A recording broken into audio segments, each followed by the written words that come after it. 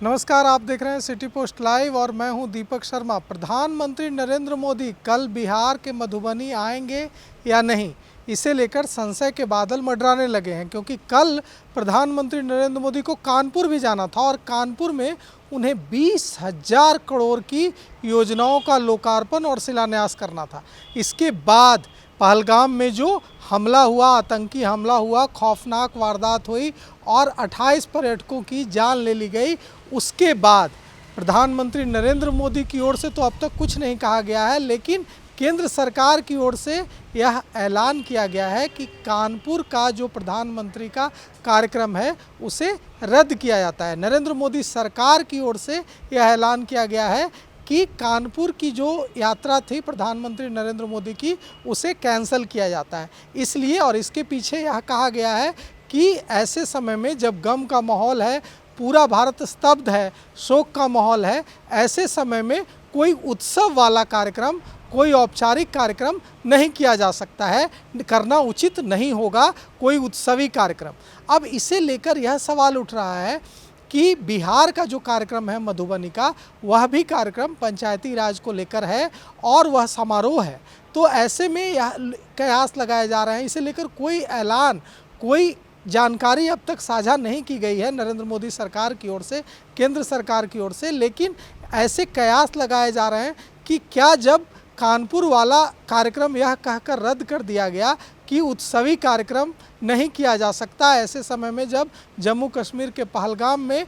आतंकी वारदात हुई है और 28 टूरिस्ट्स को जान से हाथ धोना पड़ा है, ऐसे समय इसलिए हम यह उत्सवी कार्यक्रम रद्द करते हैं। अब इतना बड़ा कार्यक्रम था, 20,000 करोड़ की योजनाओं का लोकार्पण और शिलान्यास करना था कानपुर में प्रधानमंत्री नरेंद्र मोदी को, लेकिन प्रधानमंत्री नरेंद्र मोदी कल कानपुर अब नहीं जाएंगे, वह उनका दौरा स्थगित कर दिया गया, सारे कार्यक्रम कानपुर के स्थगित कर दिए गए। अब इसके पीछे की वजह यह बताई जा रही है कि प्रधानमंत्री नरेंद्र मोदी और केंद्रीय गृह मंत्री अमित शाह लगातार गृह मंत्रालय की बैठकों और खुफिया विभाग की बैठकों में, मीटिंग्स में हिस्सा ले रहे हैं और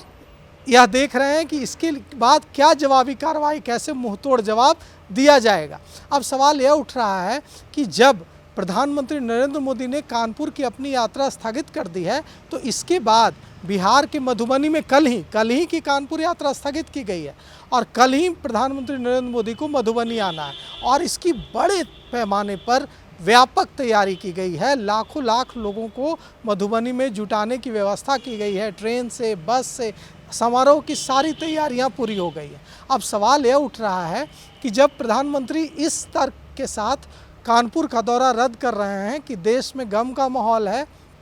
शोक का माहौल है और ऐसे माहौल में कोई उत्सवी कार्यक्रम हम नहीं कर सकते, हम दुखी हैं, देश स्तब्ध है, तो क्या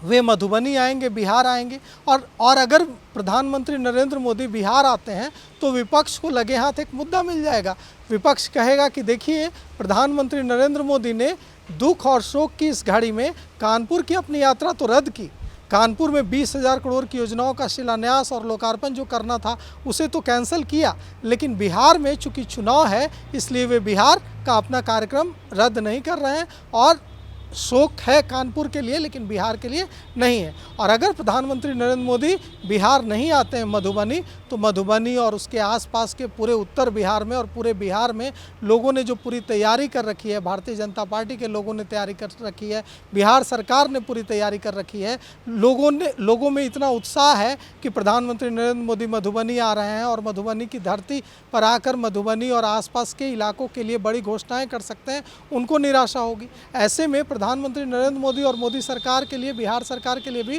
फैसला लेना आसान नहीं होगा। इस बारे में जैसे ही कोई घोषणा, कोई जानकारी